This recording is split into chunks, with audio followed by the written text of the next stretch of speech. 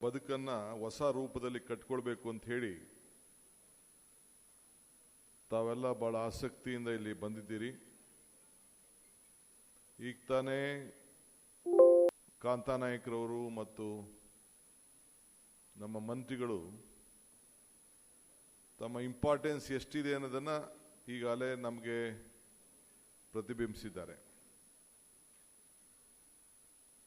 ನನಗೆ ಅಸೆಂಬ್ಲಿ ಇದೆ, ಅಲ್ಲಿ ಡೆಪ್ಟಿ ಚೇರ್ಮನ್ ಎಲೆಕ್ಷನ್ ಕೂಡ ಇದೆ, ಕೌನ್ಸಿಲಲ್ಲಿ ಇದರಲ್ಲಿದೆ. ನಾವು ಅಲ್ಲಿಗೆ ಹೋಗಬೇಕು. ನಾನು ಜಾಸ್ತಿ ಹೊತ್ತು ಪಾರ್ಟಿಸಿಪೇಟ್ ಮಾಡೋಕ್ಕಾಗೋದಿಲ್ಲ, ನೀವೆಲ್ಲ ನನಗೆ ಕ್ಷಮಿಸಬೇಕು. ಇದು ಜ್ಞಾನಿಗಳ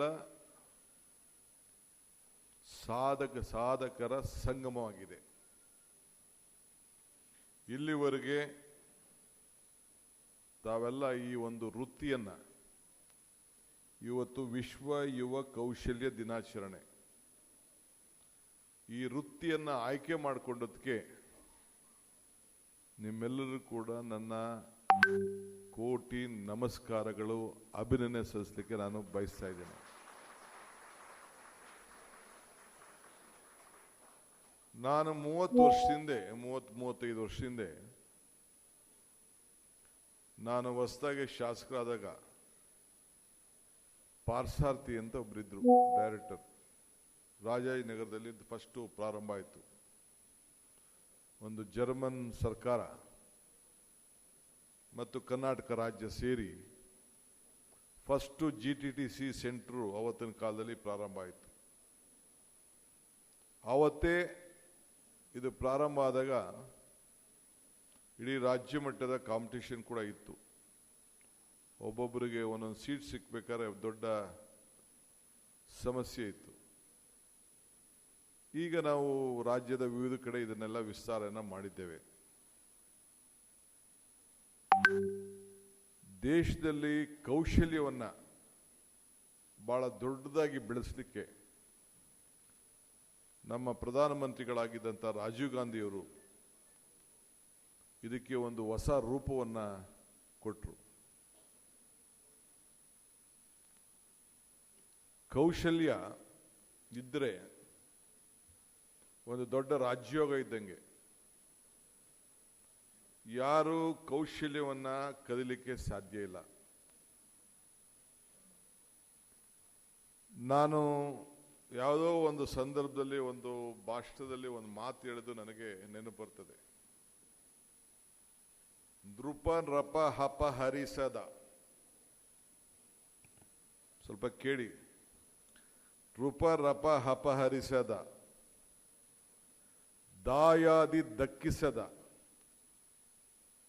ನೀರಿನಲ್ಲಿ ನೆನೆಯದ, ಅಗ್ನಿಯಲ್ಲಿ ಸುಡದ ಗುಪ್ತನಿಧಿ ಒಂದೇ ಕೌಶಲ್ಯ ವಿದ್ಯೆ.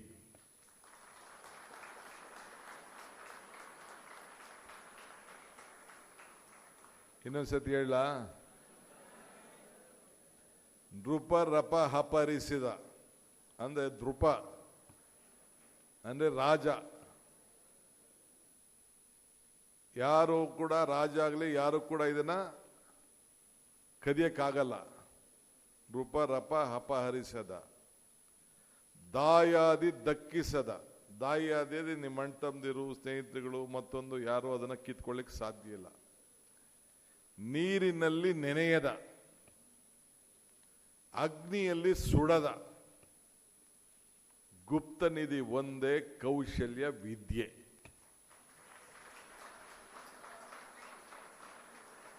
ನಾನೇನು 46ನೇ ವಯಸ್ಸು ಗ್ರಾಜುಯೇಟ್ ಆದವನು. ನನ್ನ ಅನುಭವದ ವಿಚಾರವನ್ನ ನಿಮ್ಮ ಹತ್ರ ಹಂಚ್ಕೊಳ್ತಾ ಇದ್ದೇನೆ. ನಾನು ನ್ಯೂಜಿಲೆಂಡ್ಗೆ ಹೋಗಿದ್ದೆ. ಹಿಂದೆ ನಮ್ಮ ಅರ್ಬನ್ ಡೆವಲಪ್ಮೆಂಟ್ ಮಿನಿಸ್ಟರ್ ಆಗಿದ್ದಾಗ ನಮ್ಮ ಬೆಂಗಳೂರಿನಲ್ಲಿ ಮೆಟ್ರೋ ಮಾಡಲಿ ವಿಚಾರಕ್ಕೆ SM ಕೃಷ್ಣರವರು ನಮ್ಮೊಂದು 12 ಜನ, 5-6 ಜನ, 2-3 ಜನ ಮಂತ್ರಿಗಳು, ಒಂದು 5-6 ಜನ ಚೇರ್ಮನ್ಗಳು, ನಮ್ಮ IAS ಆಫೀಸರ್ಸ್ ಎಲ್ಲ ಹೋಗಿ ಇಡೀ ದೇಶ ನಮ್ಗೇನು ಬೇಕು ಬೆಂಗಳೂರು ನಗರಕ್ಕೆ ಅಂತ ಹೇಳಿ ಮೆಟ್ರೋ ವಿಚಾರದಲ್ಲಿ ನಮ್ಮನ್ನು ಕಳಿಸ್ಕೊಟ್ಟಿದ್ರು. ಆಗ ನ್ಯೂಜಿಲ್ಯಾಂಡ್ಗೆ ಹೋಗಿದ್ದೆ. ಆ ನ್ಯೂಜಿಲ್ಯಾಂಡಲ್ಲಿ ಯಾರ ಮನೆಗೂ ಕಾಂಪೌಂಡ್ ಇಲ್ಲ.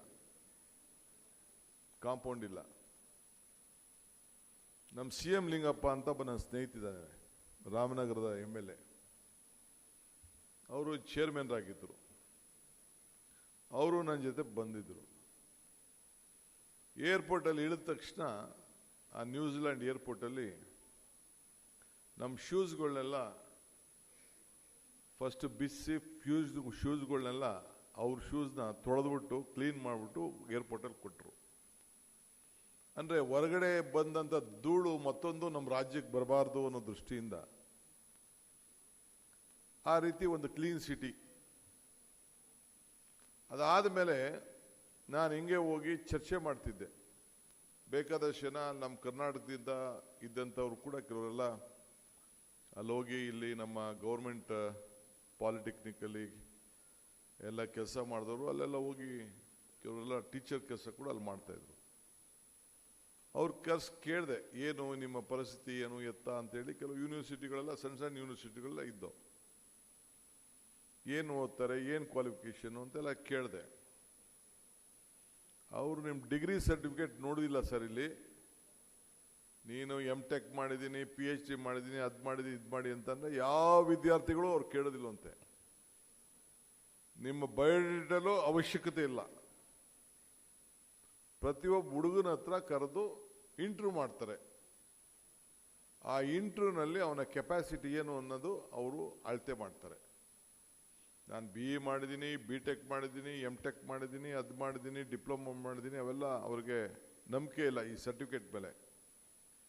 ಯಾರು ತನ್ನ ಕೌಶಲ್ಯದಲ್ಲಿ ಪ್ರತಿಭೆಯಲ್ಲಿ ಕೆಪಾಸಿಟಿ ಇರ್ತಾರೆ, ಅವನು SLC 10th ಓದ್ದೇ ಇಲ್ಲದೆ ಹೋದ್ರು ಚಿಂತೆ ಇಲ್ಲ, 8th ಓದಿರಲಿ 9th ಓದಿರಲಿ, ಇಲ್ಲ ಅವನು ಡಿಗ್ರಿನೇ ಓದಿರಲಿ, ಅವನ ಕೆಪಾಸಿಟಿ ಮೇಲೆ ಅವನ ಅಳತೆಗೋಲ್ ಮಾಡ್ತಾರೆ ಅಂಥೇಳಿ ಅಲ್ಲಿ ಹೇಳಿದ್ರು. ಹಂಗೆ ಇವತ್ತು ಇಡೀ ಪ್ರಪಂಚ ನಮ್ಮಲ್ಲಿ ಏನು ಒಂದು ಸರ್ಟಿಫಿಕೇಟ್ ಅಲ್ಲದೆ, ಈಗ ಡಿಗ್ರಿ ಓದಿದ್ರೆ ಏನು ಸುಖ, ಬೇಸಿಕ್ ಕಾಮನ್ ಸೆನ್ಸ್ ಇಲ್ಲ ಅಂದರೆ. ಇಲ್ಲಿ ಎಷ್ಟು ಜನ ರೈತರ ಮಕ್ಕಳಿದ್ದೀರಿ? ಕೈ ಎತ್ತಿ. ಗುಡ್. ಕೂತ್ಕೋ, ನಿಲ್ಲಿಸಿ, ಕೆಳಗಡೆ ಇಳಿಸಿ. ಭಾಳ ಸಂತೋಷ. ಈ ವ್ಯವಸಾಯ ಮಾಡ್ತೀವಲ್ಲ, ವ್ಯವಸಾಯ ಈ ನೇಗಿಲಲ್ಲಿ ನಾವು ಹೊಲ ಉಳ್ತೀವಲ್ಲ, ಇಲ್ಲ ಭತ್ತ ಭತ್ತನೋ ರಾಗಿನೋ ನಾಟಿ ಹಾಕ್ತೀವಲ್ಲ, ಯಾವ್ದಾದ್ರು ಇಂಜಿನಿಯರ್ ಸ್ಕೇಲ್ ಹಾಕಿರ್ತಾನ? ಒಂದು ಲೈನಾಗ ಹೋಗಿರ್ತಾನೆ. ಹಸ್ಗಳು ಕೂಡ ಲೈನಾಗೆ ಎಳ್ಕೊಂಡು ಹೋಗಿರ್ತಾವ ತಾನೆ. ಈಗೇನೋ ಕೆಲವು ಟ್ರ್ಯಾಕ್ಟರ್ಗಳು ಬಂದಿರ್ತದೆ, ಸ್ಟ್ರೈಟಾಗಿ ಹೊಡಿತಾರೆ. ಬಟ್ ಈಗೂ ಹೊಲ ಉಳ್ತಾ ಇರ್ತಾರಲ್ಲ, ಈಗೂ ಹಸಿ ಕಟ್ಕೊಂಡು. ಆಮೇಲೆ ನಮ್ಮ ಹೆಣ್ಮಕ್ಳು ನಾಟಿ ಹಾಕಿರ್ತಾರಲ್ಲ, ಆ ನಾಟಿ ಹಾಕಿದಾಗ ಕೂಡ ಹೊಲದಲ್ಲಿ ಗದ್ದೆಯಲ್ಲಿ ಹಾಕಿದಾಗ ಹಿಂಗೇನಾರು ಹಾಕಿರ್ತಾರ? ಸ್ಟ್ರೈಟಾಗಿ ಹಾಕ್ತಿದೆ. ಅಂದರೆ ಈ ದೇಶದಲ್ಲಿ ವಿದ್ಯಾವಂತಿಕೆ ಇಲ್ಲದೆವರು ನಡೀತದೆ, ಬುದ್ಧಿವಂತಿಕೆ ಇಲ್ಲದೆವರು ನಡೀತದೆ, ಪ್ರಜ್ಞಾವಂತಿಕೆ ಬೇಕು. ಅದಕ್ಕೆ ಈ ಪ್ರಜ್ಞಾವಂತಿಕೆಗೆ ಈ ಸ್ಕಿಲ್ ಡೆವಲಪ್ಮೆಂಟ್ ಬೇಕು ಅನ್ನೋದು ಬಹಳ ಮುಖ್ಯ. ಕೌಶಲ್ಯ ಅನ್ನೋದು ಒಂದು ಧರ್ಮ, ಬೇಸಿಕ್ ಕಾಮನ್ ಸೆನ್ಸ್. ಇವತ್ತು ನಾನು ಹೊರಗಡೆ ಎಲ್ಲ ಇಲ್ಲಿ ಬರೋಕ್ಕಿಂತ ಮುಂಚಿತವಾಗಿ ತಮ್ಮ ಸಹೋದ್ಯೋಗಿಗಳು, ಕೆಲವು ಟ್ರೈನಿಂಗ್ ಸೆಂಟರ್ ಅವರು ಮಾಡಿದಂಥ ಅನೇಕ ವಿಚಾರಗಳನ್ನು ಅಲ್ಲಿ ನಾನು ನೋಡಿದೆ. ಯಾರಿಗೇನು ಕಡಿಮೆ ಇಲ್ಲ ನಮ್ಮ ಮಕ್ಕಳು. ಇವತ್ತು ನಮ್ಮ ಮಿನಿಸ್ಟ್ರು ಹೇಳ್ತಾ ಇದ್ರು, ಬೆಂಗಳೂರು ಕರ್ನಾಟಕ ಸ್ಟಾರ್ಟ್ಅಪ್ ಕ್ಯಾಪಿಟಲ್ ಅಂತ.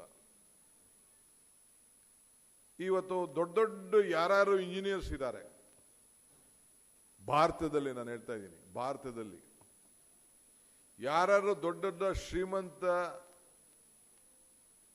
ವ್ಯಕ್ತಿಗಳು ಯಾರು ಇನ್ಸ್ಟಿಟ್ಯೂಷನ್ಸ್ನ ಇಂಡಸ್ಟ್ರಿ ನಡೆಸಿದ್ದಾರೆ, ಹೆಚ್ಚು ಕಮ್ಮಿ ಅವರೆಲ್ಲ 90% ಭಾರತದಲ್ಲೇ ಸ್ಟಡಿ ಮಾಡಿದವರು. ಬಿಹಾರ, ಆಂಧ್ರ, ಮಹಾರಾಷ್ಟ್ರ, UP ಅವರೆಲ್ಲರೂ ಕೂಡ ಬೆಂಗಳೂರಿನಲ್ಲೇ ಬಂದು ವಿದ್ಯಾಭ್ಯಾಸ ಮಾಡಿದಂಥವ್ರು.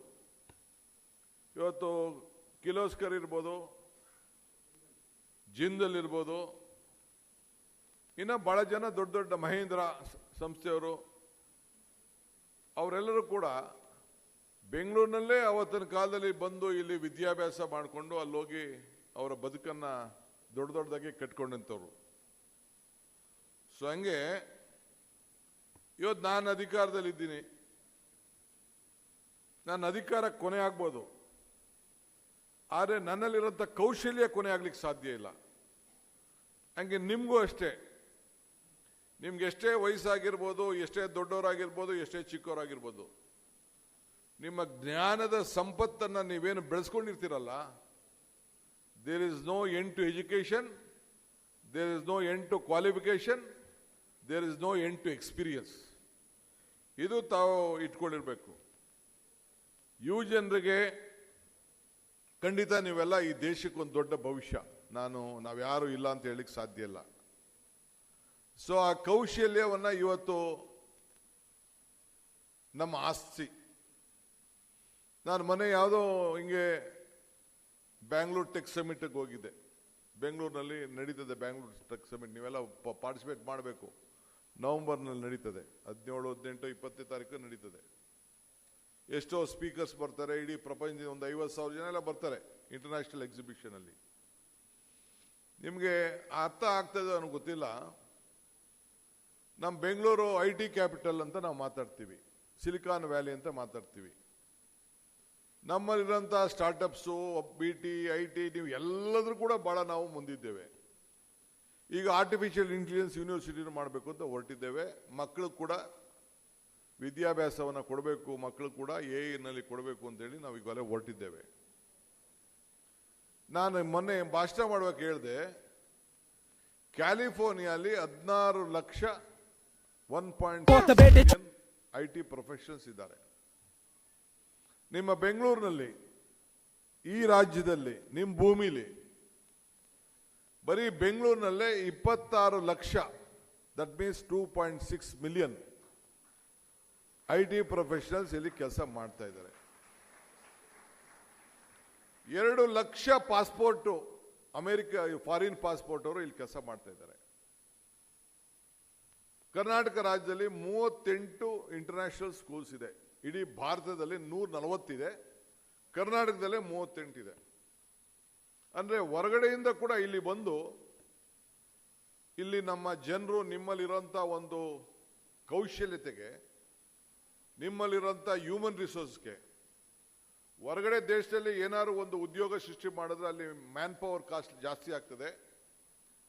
ನೀವು ಹೆಚ್ಚು ಕಮ್ಮಿ ಬಹಳ ಬುದ್ಧಿವಂತಿದ್ದೀರಿ ಅಂಥೇಳಿ ಇವತ್ತು ಇಲ್ಲೇ ಬಂದು ಅವರೆಲ್ಲ ಪ್ರಯೋಗಗಳನ್ನ ಮಾಡಲಿಕ್ಕೆ ಪ್ರಾರಂಭ ಮಾಡಿದ್ದಾರೆ, ರಿಸರ್ಚ್ಗಳನ್ನ ಎಲ್ಲ ಕೂಡ ಪ್ರಯೋಗ ಮಾಡಲಿಕ್ಕೆ ಪ್ರಾರಂಭ ಮಾಡಿದ್ದಾರೆ.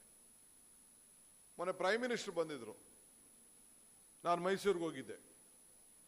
ಮೈಸೂರಲ್ಲಿ Vivekananda youth cultural centre inauguration ಆಯಿತು. ಅಲ್ಲಿ ಯಾವುದೋ ಒಂದು ಸಂದರ್ಭದಲ್ಲಿ ನಾನು ಪ್ರೈಮ್ ಮಿನಿಸ್ಟರ್ಗೆ ನೆನಪು ಮಾಡಿಕೊಟ್ಟೆ, ಸ್ವಾಮಿ ವಿವೇಕಾನಂದರವರು ಮೈಸೂರಿಗೆ ರಾಮಕೃಷ್ಣ ಆಶ್ರಮಕ್ಕೆ ಬಂದಿರ್ತಾರೆ. ಅವರು ಬಂದು ರಾಜರಿಗೂ ಅವ್ರಿಗೂ ಪರಿಚಯ ಆಯ್ತದೆ, ನಮ್ಮ ಒಡೆಯರ್ ರಾಜರಿಗೂ ಅವ್ರಿಗೂ ಪರಿಚಯ ಆಯ್ತದೆ. ಟಾಟಾರವರು ವಿವೇಕಾನಂದ ಅವರು ಇಬ್ಬರು ಶಿಪ್ನಲ್ಲಿ ಎಲ್ಲೋ ಪ್ರಯಾಣ ಮಾಡ್ತಾ ಇರ್ತಾರೆ.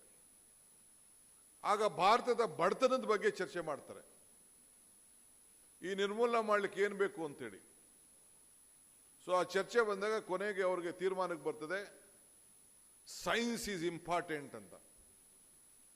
ವಿಜ್ಞಾನ ಇಲ್ಲಿ ಬೇಕು, ವಿಜ್ಞಾನ ಒಂದು ಆ ದೇಗುಲ ಇಲ್ಲಿ ಪ್ರಾರಂಭ ಆಗಬೇಕು ಅಂತೇಳಿ. ಸೊ ಆಗ ಮಹಾರಾಜರಿಗೆ ಹೇಳಿ, ಮಹಾರಾಜರಿಗೆ ಇಲ್ಲಿ ಏನು ಬೆಂಗಳೂರಿನಲ್ಲಿ ಆವತ್ತಿನ ಕಾಲದಲ್ಲಿ ಮಹಾರಾಜರು, ನಾನು ಹೇಳ್ತಾ ಇದ್ದೀನಿ 125 ವರ್ಷದ ಹಿಂದಿನ ಮಾತಿದು. ವಿವೇಕಾನಂದರಿಗೂ ಅವ್ರಿಗೂ ರಿಕ್ವೆಷನ್ ಮಾಡಿ ವಿವೇಕಾನಂದರವರು ಮಹಾರಾಜರಿಗೆ ಕೇಳಿ 325 ಎಕರೆಯನ್ನ ಬೆಂಗಳೂರು ನಗರದಲ್ಲಿ ಆವತ್ತಿನ ಕಾಲದಲ್ಲಿ ಮಹಾರಾಜರು ಇಂಡಿಯನ್ ಇನ್ಸ್ಟಿಟ್ಯೂಟ್ ಆಫ್ ಸೈನ್ಸ್ ಇವತ್ತು ಏನು ನಮ್ಮ ಬೆಂಗಳೂರಿನಲ್ಲಿದೆ, ಅದಕ್ಕೆ ದಾನವಾಗಿ ಕೊಟ್ಟು ಅವತ್ತಿನ ಕಾಲದಲ್ಲಿ ಸರ್ಕಾರ 5 ಲಕ್ಷ ರೂಪಾಯಿ ಹಣವನ್ನು ಕೊಡ್ತದೆ. That is how the Indian institute of science has been started in Bangalore. ಆ ಇಂಡಿಯನ್ ಇನ್ಸ್ಟಿಟ್ಯೂಟ್ ಆಫ್ ಸೈನ್ಸ್ ಅಲ್ಲಿ ಬೆಳೆದಂತ ಎಲ್ಲ ವಿಜ್ಞಾನಿಗಳು ಇವತ್ತು ಪ್ರಪಂಚದ ಉದ್ದಗಲಕ್ಕೂ ಕೂಡ ಬೆಂಗಳೂರಿನ ಜ್ಯೋತಿಯಲ್ಲ, ಭಾರತದ ಜ್ಯೋತಿಯನ್ನೇ ಇವತ್ತು ಬೆಳೆಸಿದ್ದಾರೆ. ಆ ಥರ ಜ್ಯೋತಿ ಇವತ್ತು ಯಾರು ನನ್ನ ಮಕ್ಕಳು ಇವತ್ತು ಯಾರು ನೀವು ಇಲ್ಲಿ ಜ್ಯೋತಿ ಬೆಳೆಸಿದ್ರಲ್ಲ, ಇದು ನಮ್ಮ ಜ್ಯೋತಿ ಅಲ್ಲ. ಇದು this is not my program. ಇದು ಸರ್ಕಾರದ ಪ್ರೋಗ್ರಾಮ್ ಅಲ್ಲ. ಇದು ನಮಗೆ ಸರ್ಕಾರದಿಂದ ನಮ್ಗೆ ಇದೇನು ಕಿರೀಟ ಬೇಕಾಗಿಲ್ಲ. ನಿಮ್ಮ ಬದುಕಿನಲ್ಲಿ ಪ್ರತಿಯೊಬ್ಬರಿಗೂ ಕೂಡ ನಿಮ್ಮ ಭವಿಷ್ಯದ ಕಿರೀಟ ಇಲ್ಲಿಂದ ಸ್ಥಾಪನೆ ಆಗಬೇಕು ಅಂತ ಈ ಜ್ಯೋತಿಯನ್ನ ನಿಮ್ಮ ಕೈಲೇ ಇವತ್ತು ನಾವು ಒದಿಸಿದ್ದೇವೆ. It is not I have inaugurated this program. ಇಲ್ಲ ನಮ್ಮ ಶರಣ್ ಪ್ರಕಾಶ್ ಮಾಡಿಲ್ಲ, ಇಲ್ಲ ನಮ್ಮ ಕಾಂತ ಮಾಡಲಿಲ್ಲ, ಕಾಂತಾನಾಯಕ್ ಮಾಡಲಿಲ್ಲ, ಇಲ್ಲ ರೇವಣ್ಣ ಮಾಡಲಿಲ್ಲ, ಇಲ್ಲ ನಮ್ಮ ಮತ್ತೊಬ್ಬ ಮಂತ್ರಿ ಮಾಡಲಿಲ್ಲ. ನೀವು ಬೆಳೆಸಿರೋದು ನಿಮ್ಮ ಉದ್ಘಾಟನೆ. ಶಿವಂ ಕರೋತಿ ಕಲ್ಯಾಣಂ ಆರೋಗ್ಯಂ ಧನ ಸಂಪದಂ ಜ್ಞಾನಶಕ್ತಿ ಸ್ವರೂಪಸ್ಯ ದೀಪ ಜ್ಯೋತಿ ಪ್ರಕಾಶಂ. ತಮ್ಮೆಲ್ಲರ ಜ್ಯೋತಿ ಮಂಗಳವಾಗಲಿ, ಶುಭವಾಗಲಿ, ಆರೋಗ್ಯವಂತರಾಗಲಿ, ವಿದ್ಯಾವಂತರಾಗಲಿ ಅಂತೇಳಿ ಬಹಳ ಸಂತೋಷದಿಂದ ಈ ಜ್ಯೋತಿಯನ್ನು ಇವತ್ತು ನಾವು ಬೆಳೆಸಿದ್ದೇವೆ. ಯುವಶಕ್ತಿ ಖಂಡಿತ ನಿಮ್ಮೆಲ್ಲರ ಭವಿಷ್ಯ. ಕೈಯಲ್ಲಿ ಕೌಶ ಇದ್ದರೆ ನಿಮಗೆಲ್ಲ ಆತ್ಮಸಾಕ್ಷಿ ಬಹಳ ಉತ್ತಮವಾಗ್ತದೆ. Skill power is will power. ಒಪ್ಕೋತಿರ್ತಾನೆ? Skill power is your will power.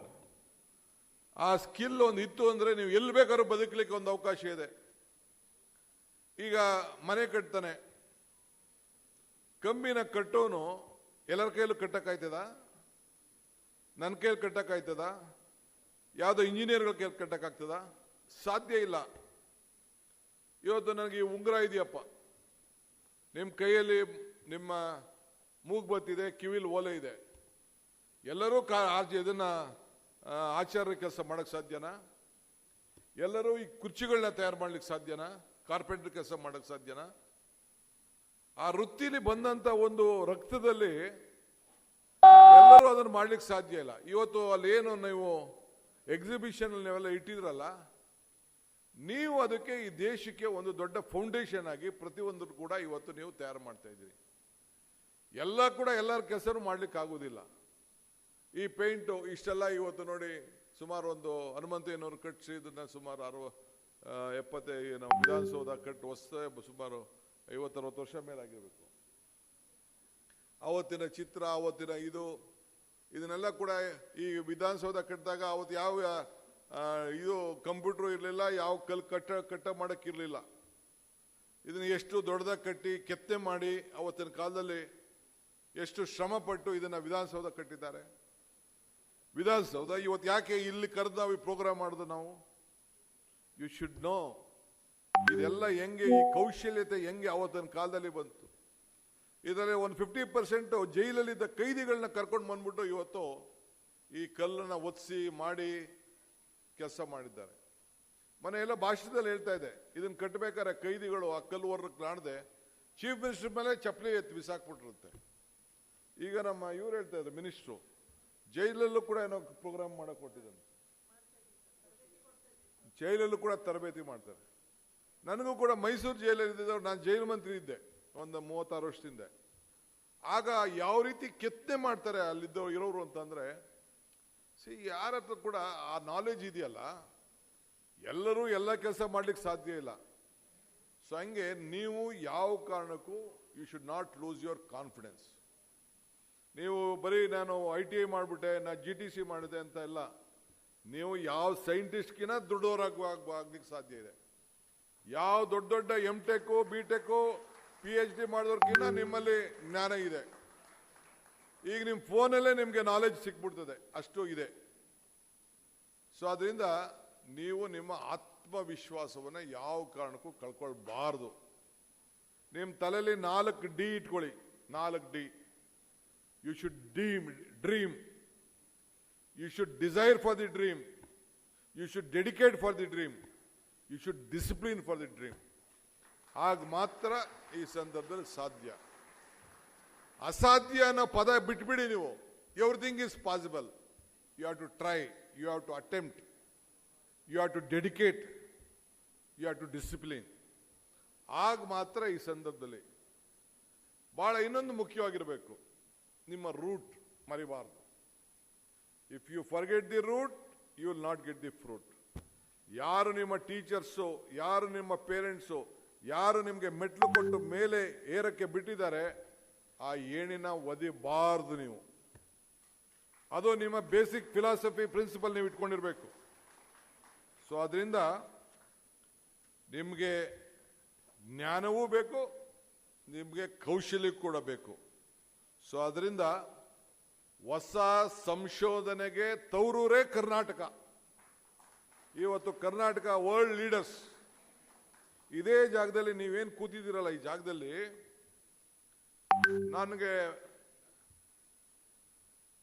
ನಾನು UD ಮಿನಿಸ್ಟರ್ ಆಗಿದ್ದೆ. SM ಕೃಷ್ಣರವರು, ವಾಜಪೇಯಿ ಅವರು ಇಲ್ಲಿ ಕೂತಿದ್ರು. ಮನೆ ಪ್ರೈಮ್ ಮಿನಿಸ್ಟರ್ ಎದುರುಗಡೆನೆ ಈ ಭಾಷಣ ಮಾಡಿದೆ ನಾನು.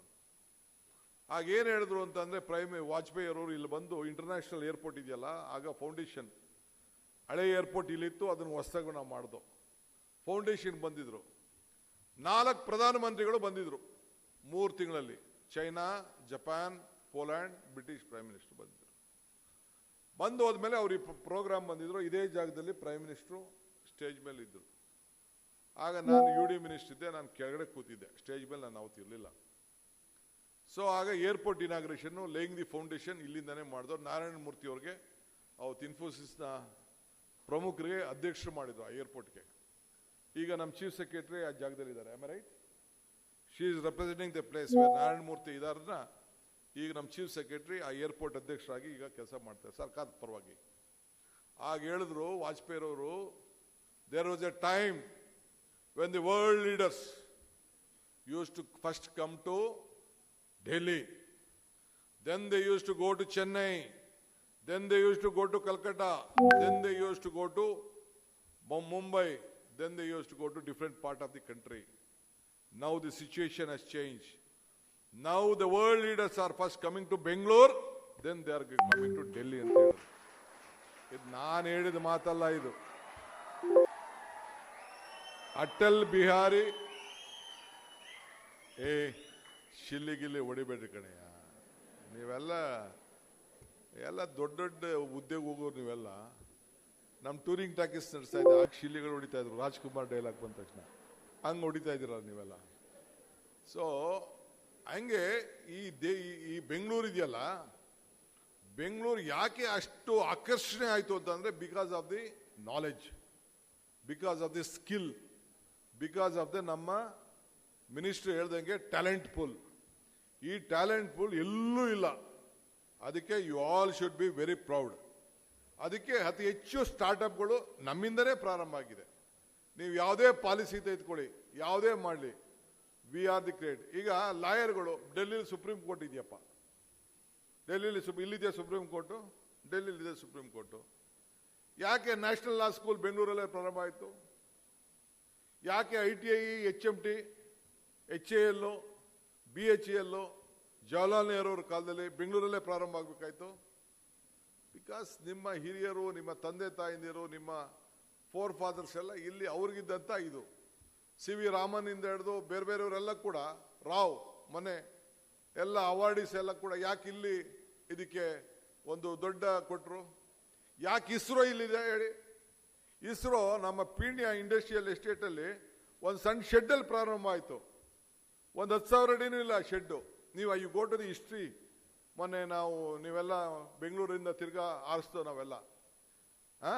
ಯಾಕಾಯ್ತು ಅಲ್ಲಿಂದ? So because it talent.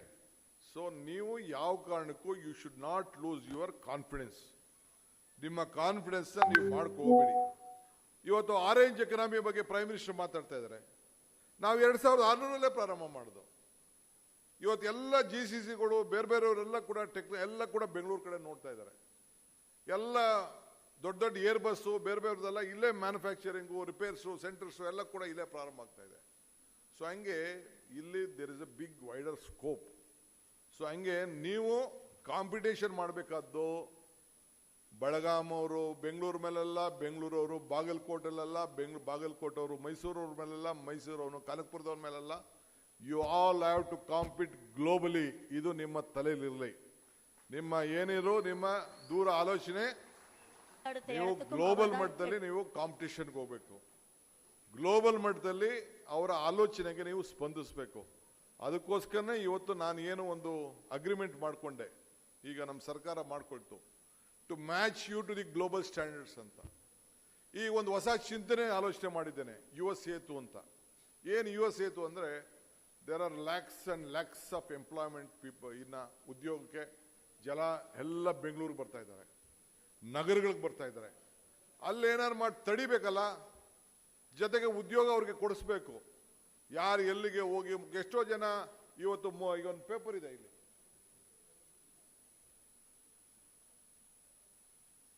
ನಮ್ಮ ಶರಣ್ ಪ್ರಕಾಶ್ ಕೊಟ್ಟರು ಒಂದು ಪೇಪರ್, 30,000 ಇಂಜಿನಿಯರಿಂಗ್ ಸೀಟ್ಸ್ ಲೈ ವೇಕೆಂಟ್ ಆನ್ಯುವಲಿ ಅಂತ. 270 ಇಂಜಿನಿಯರಿಂಗ್ ಕಾಲೇಜ್ ಇದೆ, 30,000 ಸೀಟು ವೇಕೆನ್ಸಿ ಇದೆ. ಯಾಕೆ? ಬಿಕಾಸ್ ಆಫ್ ದಿ ಅನ್ಎಂಪ್ಲಾಯ್ಮೆಂಟ್ ಈ ಇಶ್ಯೂ ಇಂದ. ಸೊ ಅದಕ್ಕೆ ಇಲ್ಲಿ ಇಷ್ಟು ಟ್ಯಾಲೆಂಟ್ ಪೂಲ್ ಇಲ್ಲಿ ಬೆಳೀತಾ ಇದೆ. ಸೊ ಅದಕ್ಕೆ ಇಡೀ ಪ್ರಪಂಚ ನಿಮ್ಮನ್ನ ಆಯ್ಕೆ ಮಾಡ್ತಾ ಇದೆ. ಎಷ್ಟೋ ಜನ ಹೊರಗಡೆಗೆ ಹೋದವರು, ಈಗ ನಮ್ಮ ಟೊಯೋಟಾನವರು ಎಲ್ಲರೂ ಕೂಡ ITIಗಳಲ್ಲಿ ಪಿಕ್ ಮಾಡಿಬಿಟ್ಟು ಕೊನೆಗೆ ಅಲ್ಲೋಗಿ ಟ್ರೈನಿಂಗ್ ಕೊಟ್ಟು ಮಾಡಿ ಎಲ್ಲದಕ್ಕೂ ಕೂಡ ಎಲ್ಲೆಲ್ಲಿ ನಮ್ಮ ಟ್ರಾನ್ಸ್ಪೋರ್ಟ್, ಎಲ್ಲಿ ನಮ್ದು ಟೊಯೋಟೋ ಇರ್ಬೋದು, ಬೇರೆ ಉಂಡಾ ಇರ್ಬೋದು ಕೂಡ 90% ಅವ್ರಿಗೆಲ್ಲ ಎಂಪ್ಲಾಯ್ಮೆಂಟ್ ಸಿಗ್ತಾ ಇದೆ. ಸೊ ಹಂಗೆ ಇವತ್ತು ಈ ದೇಶದಲ್ಲಿ ನಿಮ್ಮಲ್ಲಿರುವಂಥ ಸಂಪತ್ತು ಇದೆಯಲ್ಲ, ಜ್ಞಾನ ಸಂಪತ್ತು, ನಮ್ಮ ಹುಡುಗರಲ್ಲಿರುವಂಥ ಒಂದು ಜ್ಞಾನ, ಬೇಸಿಕ್ ಕಾಮನ್ ಸೆನ್ಸ್, ನಿಮ್ಮಲ್ಲಿರುವಂಥ ಕೌಶಲ್ಯತೆ, ಇದು ಖಂಡಿತ ಆಗ್ತದೆ. ಈಗ ಹೊಸದಾಗಿ ಆರ್ಟಿಫಿಷಿಯಲ್ ಇಂಟೆಲಿಜೆನ್ಸ್ ಬಂದಿದೆ. ನಾವು ಆರ್ಟಿಫಿಷಿಯಲ್ ಇಂಟೆಲಿಜೆನ್ಸ್ ಯೂನಿವರ್ಸಿಟಿನೂ ಮಾಡಬೇಕು ಅಂತ ಈಗಾಗಲೇ ಘೋಷಣೆ ಮಾಡಿದ್ದೀನಿ. ಈಗ ನಿಮಗೆ ಎಂಪ್ಲಾಯ್ಮೆಂಟ್ಗೋಸ್ಕರ, ಪ್ರೈವೇಟ್ ಎಂಪ್ಲಾಯ್ಮೆಂಟ್ಗೋಸ್ಕರ ಯುವ ಸೇತು ಅಂತ ಒಂದು ಕಾರ್ಯಕ್ರಮ. It is A bridge between the government of Karnataka and the private players. ಅವ್ರು ಯಾರಿಗಾರು ಉದ್ಯೋಗ ಬೇಕು ಅಂತಂದರೆ ನೀವು ಅದಕ್ಕೆ ಒಂದು ಪೋರ್ಟಲಲ್ಲಿ ರಿಜಿಸ್ಟರ್ ಮಾಡ್ಕೊಳ್ಳೋದು. ಅವ್ರಿಗೆ ಬೇಕು ಅಂದರೆ ಅವ್ರು ಮಾಡ್ಕೊಳ್ಳೋದು. ನಾವು ವಿಲ್ ನಾಟ್ ಇಂಟರ್ಫಿಯರ್. ಬಟ್ ಅವ್ರಿಗೇನಾದ್ರು ಒಳ್ಳೆ ಹುಡುಗರುಗಳು ಬೇಕಲ್ಲ, ಟ್ರೈನಿಂಗ್ ಬೇಕು ಅಂತ, ಅದಕ್ಕೆ ನಮ್ಮ ಶರಣ್ ಪ್ರಕಾಶ್ ಅವರ ನೇತೃತ್ವದಲ್ಲಿ ರಮಣ್ ರೆಡ್ಡಿ ಅವರು, ಕಾಂತ ಇವರೆಲ್ಲ ಸೇರಿ ಒಂದು ಪ್ರೋಗ್ರಾಮ್ ಮಾಡಿ ಅವ್ರಿಗೆ ಇಂಡಸ್ಟ್ರಿಗೆ ಏನು ಬೇಕೋ ಅದನ್ನು ಮಾಡಿಕೊಳ್ಳಲಿಕ್ಕೆ we are bound to do this program. That is this world youth skill day ವಿಚಾರದಲ್ಲಿ ನಿಮ್ಗೆ ಈ ವಿಚಾರವನ್ನು ನಾನು ತಿಳಿಸ್ತಾ ಇದ್ದೇನೆ. So we are going to have a private employment exchange, that is called the Yuva Setuve. ಈಗ ಎಷ್ಟೋ ಜನ ಡಿಪ್ಲೊಮಾ ಓದೋರಿಗೆ, ಡಿಗ್ರಿ ಓದೋರಿಗೆ ಕೆಲಸ ಇರಲಿಲ್ಲ. ನಾನೊಬ್ಬ ಯುವಕನಾಗಿ ನನಗೆ ಈಗ ಮುತ್ಕಾಗೋಗಿದ್ದೀನಿ ಬಿಡಿ, ನಾನು 64 ಇಯರ್ಸ್ ಆಗೋಯ್ತು ನನಗೆ. ಬಟ್ ಆ ಯುವಕರ ಶಕ್ತಿ ಏನೊಂದು ನನಗೆ ಗೊತ್ತಿದೆ. ದಟ್ ಈಸ್ ವೈ ನಾವು ಯುವನಿಧಿ ಕಾರ್ಯಕ್ರಮ ಅಂತೇಳಿ ಅವನಿಗೆ ಕೆಲಸ ಸಿಗೋವರೆಗೂ ಅಟ್ಲೀಸ್ಟ್ ಒಂದು 3,000 ರೂಪಾಯಿ ಕೂಡ ಅವನಿಗೆ ಕೊಡಬೇಕು ಅಂತೇಳಿ ತೀರ್ಮಾನ ಮಾಡಿ, ಡಿಪ್ಲೊಮೋನ್ಗೊಂದಿಷ್ಟು, ಡಿಗ್ರಿ ಮಾಡೋಂಗಿಷ್ಟು ಅಂತ 2 ವರ್ಷದವರೆಗೂ ಕೂಡ ಅವ್ನಿಗೆ ಉದ್ಯೋಗ ಸಿಗಲಿ ಅಂತೇಳಿ ಆ ಕಾರ್ಯಕ್ರಮನ ಇವತ್ತು ರೂಪಿಸಿದ್ದೇವೆ, 5 ಗ್ಯಾರಂಟಿಗಳ ಪೈಕಿ. ಹಂಗೆ ಇವತ್ತು ಎಲ್ಲರೂ ಕೂಡ ನಿಮ್ಗೆ ನಾನು ಹೇಳ್ತಾ ಇದ್ದೀನಿ, ಇಲ್ಲಿ ವಿದ್ಯಾರ್ಥಿಗಳು ನೀವೆಲ್ಲ ಬಂದಿದ್ದೀರಿ, ಯುವಕರು ಬಂದಿದ್ದೀರಿ, ಭಾಳ ಜನ ಎಲ್ಲ ಮ್ಯಾನೇಜ್ಮೆಂಟ್ ಅವರೆಲ್ಲ ತಾವೆಲ್ಲ ಭಾಳ ಜನ ಇದ್ದೀರಿ. ಸೊ ಹಂಗೆ ಈಗ ಸುಮಾರು ಈಗಾಗಲೇ ಒಂದು 50,000 ಜನಕ್ಕೆ ನಮ್ಮ ಕರ್ನಾಟಕದಲ್ಲಿ ಆನಿಮೇಷನ್ಸು ಮತ್ತೊಂದು ಈ ಫಿಲಮಲ್ಲೆಲ್ಲ ಕೂಡ ಈಗೆಲ್ಲ ಬಾಲಿವುಡ್ ಹಾಲಿವುಡ್ ಬಲ್ಲ ನಮ್ಮ ಕರ್ನಾಟಕದಲ್ಲೇ ಚಲನಚಿತ್ರ ಫಸ್ಟ್ ಕ್ಲಾಸಾಗಿ ನಡೀತಾ ಇದೆ. ಒಂದೊಂದು ಒಳ್ಳೊಳ್ಳೆ ಬಂದು ಇವತ್ತು ನಾವೆಲ್ಲ ಕಾಂಪೀಟ್ ಮಾಡೋಂಥ ಸಂದರ್ಭದಲ್ಲಿ ಬಂದಿದ್ದೀನಿ. ಸೊ ಹಂಗೆ ಇವತ್ತು ನಾವು ಬೇಕಾದಷ್ಟು ಕಾರ್ಯಕ್ರಮಗಳನ್ನು ರೂಪಿಸ್ತಾ ಇದ್ದೇವೆ. ನನಗಿನ್ನ ನಿಮ್ಮ ಹತ್ರ ಮಾತಾಡೋಕ್ಕೆ ಇಷ್ಟ, ಟೈಮ್ ಇಲ್ಲ. I want to share lot of things. ಬೇರೆ ಸಂದರ್ಭದಲ್ಲಿ ನಾನು ಮಾತಾಡ್ತೀನಿ, ಅಲ್ಲಿ ಅಸೆಂಬ್ಲಿಗೆ ಹೋಗಬೇಕು. So I wish you all the best. This is a very important day. You just have confidence in yourself. Nothing is impossible, everything is possible. So ಹಂಗೆ ನೀವು ಭಾಳ ಚಪ್ಪಾಳೆ ಹೊಡಿರೋ, ಶಿಳ್ಳೆ ಬಿಟ್ಬಿಡ್ರಪ್ಪ. ಶಿಳ್ಳೆ ನಮ್ಮ ಕಲ್ಚರ್ ಅಲ್ಲ, ಅದಲ್ಲ. ಹಳ್ಳಿಲಿ ರಾಜ್ಕುಮಾರ್ಗೆ, ವಿಷ್ಣುವರ್ಧನ್ಗೆ, ಅನಂತ್ನಾಗೆ ಶಿಳ್ಳೆ ಹೊಡೆದಂಗೆ ನೀವು ಹೊಡಿತಾ ಕೂತಿದ್ದೀರಿ. ನೀವು ನನ್ನ ಕಾಲದ ಆಕ್ಟರ್ಗಳಿಗೆ ನೆನೆಸ್ಕೋತಾ ಇದ್ದೀನಿ, ಈಗ ಸಿನಿಮಾ ನೋಡೋದು ಬಿಟ್ಬಿಟ್ಟೆ. ಎಲ್ಲ you should be a discipline soldier. ಚಪ್ಪಾಳೆ ಹೊಡೀರಿ, ತಪ್ಪೇನಿಲ್ಲ, ಚಪ್ಪಾಳೆ ಹೊಡಬೇಕು. ಚಪ್ಪಾಳೆ ಹೊಡೆದ್ರೆ ಇದಾಗೋದು. ಈ ಶಿಳ್ಳೆಗಳೆಲ್ಲ ಹೊಡೆದ್ರೆ ಎಲ್ಲ ಏನಂತಾರಲ್ಲ, ಶಿಳ್ಳೆಗಳು ಹೊಡೆದ್ರೆ ಬೇರೆನ ಕರೆಯಕ್ಕೆ ಹೊಡಿತಾ ಇದ್ರು ಶಿಲಿನ. ಕೈ ಸನ್ನೆ ಮಾಡೋದ್ ಬದಲು ಶಿಲ್ಲೆ ಹೊಡಿತಾ ಇದ್ರು. ಅಕ್ಕಿಗಳು ಪ್ರಾಣಿಗಳೆಲ್ಲ ಕೂಗಿದ್ರೆ ಅದೊಂಥರ ಕರಿಯೋಂಥ ಒಂದು ವಿಚಾರ. ಅದನ್ನೆಲ್ಲ ಬಿಟ್ಬಿಟ್ಟು you should be a discipline. ನಾನು ಅದಕ್ಕೆ ಹೇಳಿದ್ದು ಯು ಶುಡ್ ಬಿ ಡಿಸಿಪ್ಲಿನ್ಡ್ ಅಂತ. ಸೊ ಹಂಗೆ ನನ್ನ ನಿಮ್ಮ ಫಂಕ್ಷನ್ ಇದು, ನನ್ನ ಫಂಕ್ಷನ್ ಅಲ್ಲ, ಸರ್ಕಾರದ ಫಂಕ್ಷನ್ ಅಲ್ಲ, ನಿಮಗೋಸ್ಕರ ಮಾಡ್ತಾರಂಥ ಕಾರ್ಯಕ್ರಮ. ನಿಮ್ಮೆಲ್ಲರೂ ಕೂಡ ಒಳ್ಳೆಯದಾಗಲಿ. ಈ ವಿಶ್ವ ಯುವ ಕೌಶಲ್ಯ ದಿನಾಚರಣೆ ನಿಮ್ಮ ಬದುಕಿನಲ್ಲಿ ಒಂದು ಹೊಸ ರೂಪ ಮೂಡಲಿ. ಈ ಸರ್ಕಾರ ನಿಮಗೆ ಸೇತುವೆ ಕೆಲಸ ಮಾಡ್ತದೆ. ಈ ಸರ್ಕಾರನ ಕೂಡ ನೀವು ಉಳಿಸ್ಕೊಳ್ಬೇಕು, ಸರ್ಕಾರನ ಕಾಪಾಡಬೇಕು. ಈ ಸರ್ಕಾರ ನಿಮ್ಮ ಜೊತೆ ಇರ್ತದೆ, ಬೇರೆ ಯಾರು ಇಂಥ ಕೆಲಸ ಮಾಡಲ್ಲ. ಇಂಥದ್ದು ಏನಾದ್ರು ಆಲೋಚನೆ ಮಾಡಿದ್ರೆ ಆವತ್ತಿನ ಕಾಲದಲ್ಲಿ ರಾಜೀವ್ ಗಾಂಧಿಯವರು ಯೋಚನೆ ಮಾಡಿದ್ರು. ಇವತ್ತು ಮತ್ತೆ ಈ ನಮ್ಮ ರಾಜ್ಯದಲ್ಲಿ ನಾವು ಯೋಚನೆ ಮಾಡ್ತೀವಿ. ನಮಗೂ ನಿಮಗೂ ಸಂಬಂಧ ಇರಲಿ, ವಿಶ್ವಾಸ ಇರಲಿ. It is your day, your time, your life. Enjoy, grow strong, go big. More strong, you will grow strong. So ಎಲ್ಲರಿಗೂ ನಮಸ್ಕಾರ.